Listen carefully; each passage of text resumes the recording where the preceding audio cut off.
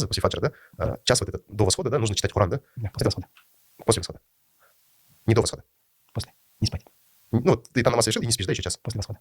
А после намаза можно лечь спать и после восхода проснуться? Да. А, да? Это вот это время нужно? Именно когда солнце встает, восход же есть. Ага. Вот с этого момента 45 минут. Нельзя спать. Вот там надо читать Коран. Там делается дуа, там есть Коран. Но там поклонение. Именно вот этот период переждать, потому что в этот момент дается риск. То есть я, получается, неправильно делал. Я сразу после там намаза не спал, и наоборот, когда восход, я шел спать. Просто когда сказали после там намаза, это имеется в виду. А после времени, отведенного на там намаз, да? Да. До восхода же можно же, по идее, там намаз, да, совершать? До восхода за 20 минут. Это норма. До восхода за 20 минут там намаз совершать? Да. Не в начале времени? Именно вот на утреннюю молитву, у него время, лучшее время это до восхода за 20 минут. А, да? Это идеальное время, потому что в хадисах это есть, потому что там сказано, чтобы утреннюю молитву освещали. На казахском агар нардин. А, Там написано агар нардин, а, чтобы именно было светло, светлое время. а, Считалось. Да? То есть, если, например, сейчас там намаз в 5 утра начинается, да? Ну, я не помню, примерно, да? А восход там в 6 утра, то лучше в 5:40, да? Да. М. Примерно за 20 минут. А, Потому что если вдруг там омовение испортится, чтобы заново можно было прочитать.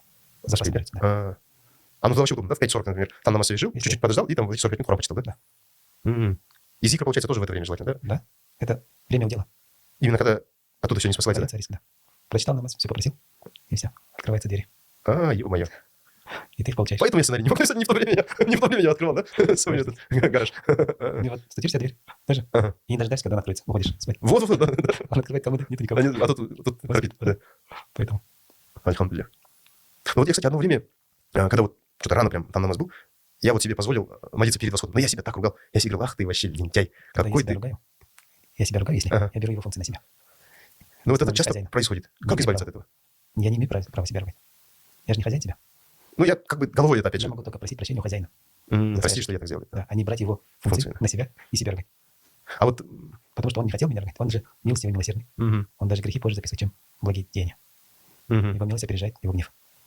А Грехи я он на 3 дня позже записывает, где-то на 3, где-то на 1 написано. да? По-разному. Поэтому вместо... Грехи он на 3 дня позже записывает, да? Где-то на 3, где-то на 1 написано. По-разному. А. Поэтому вместо того, чтобы от него ждать, я начинаю брать его функции на себя и страдаю.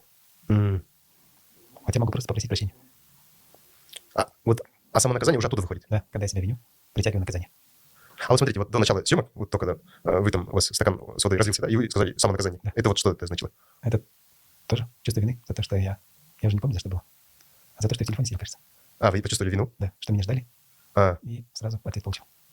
Вот у меня, знаете, в жизни оно такое бывает, что какие-то моменты ты как-то что-то коряво начинаешь делать. Это вот такое вот, да? Да.